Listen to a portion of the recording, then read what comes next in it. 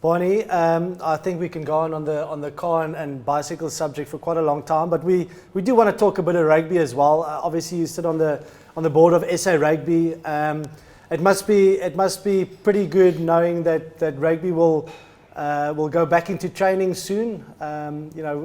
We haven't seen live sport and live rugby for a long time, but from your point of view, that must be a good sign. Do we have kind of an indication as to when we will be seeing games again?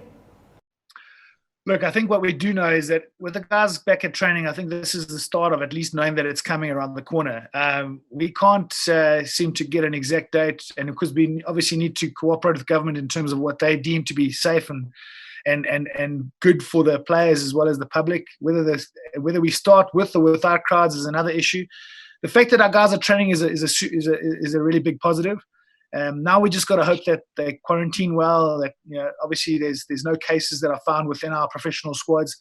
But cheapers, I mean, I don't know how you guys would have handled it, but it's 2 months without interaction with your teammates, and it's without training. And I was chatting to Trevor Nyakane we were 2 weekends ago, and he was saying his garden's only 20 meters long, and he's like run shuttles so much that there's like this, there's nothing left of it. But I mean, it's quite hard to stay motivated and fit and strong enough to be able to come back and play. So hopefully that there's enough time between, I think, when do they start? This last Monday, I think they started training to the first game, that they can condition enough to be strong enough and healthy enough to be able to play. But I suppose we look at how the careers of like Dan Carter and Richie McCaw were lengthened by their unions and their national body resting them and giving them sabbaticals. In reality, I guess a lot of our top players who needed some time off have had that at least 2 months without any contact. And from a mental point of view, they would have certainly been able to de-stress as well. So I hope that there's a lot of positives that can come out of this. I think, people, and it's difficult because you get wrapped up in all the negative about what's going on and what could go wrong still.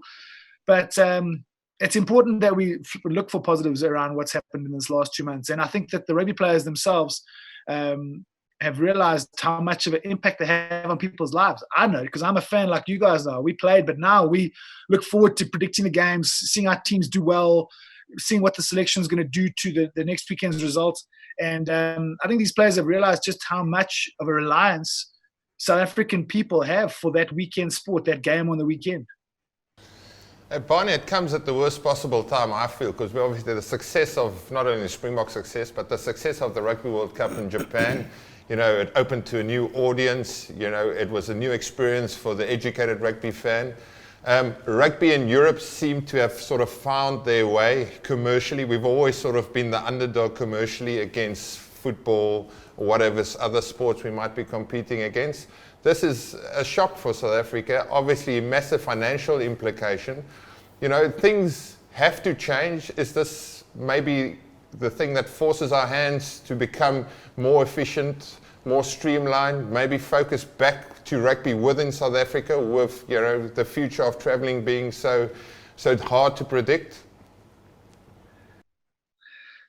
Yeah, Scalla, you're right. I mean, there's never really a good time for something like this. And I guess you talk about pandemics, or you talk about world wars, or you talk about depressions, and all of these things that you hope don't come around too often. But when they happen, I mean, there's never really a good time for any of us. But where I think you are right is that rugby is on a knife's edge in terms of where it goes and what it can be or what it might stay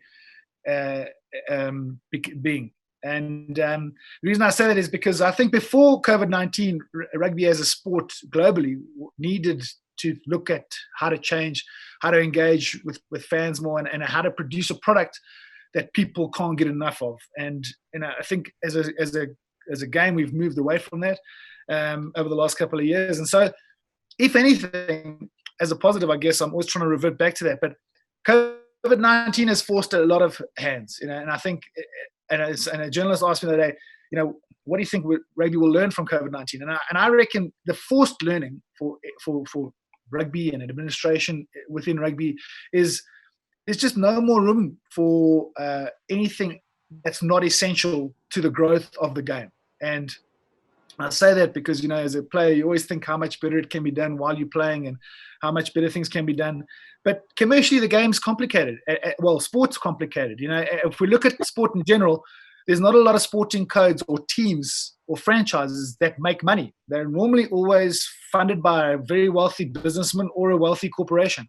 And that's what funds sport.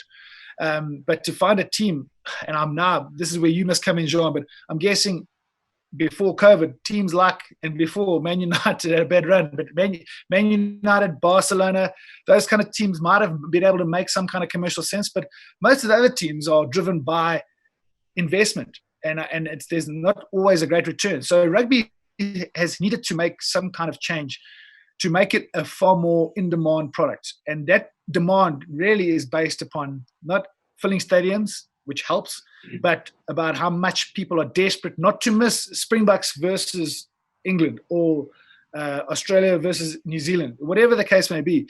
And so right now, every single person in rugby needs to have rugby's best interests at heart and focus on the only things that will make rugby viable and sustainable post-COVID-19, because it wasn't beforehand. So, it's just really going to be a time to cut fat and really pull together and be as efficient as possible to make sure that rugby does have the ability to not just survive, but thrive. And, if this thing does allow us to go back and get playing before the end of the year, and we start a test series and we get to play some tests in November, we have got the best timing ever to come back in a new generation of rugby with the Lions series that's due for next year. So it has been tough. Every single union is under pressure financially, not just South Africa, and money is an issue. Finances are an issue. We've seen it in the press across many different international setups. So hopefully decisions made now,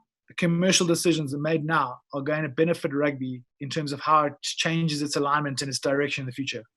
And do we have clarity sort of what rugby will look like if we do get back to playing? Will it be a more, I'm assuming it has to be a more domestically focused competition, maybe bringing in one or two other teams? Do we have more clarity? Hot off the press from John Smith?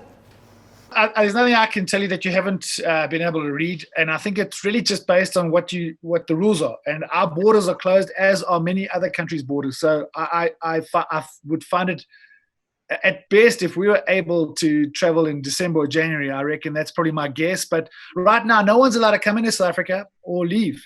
So and it's the same for everyone. So I reckon we've at best are looking at a local competition. But things have changed. I mean, I think we've all seen the frustration of the public in terms of reacting to the length of this lockdown and the rules.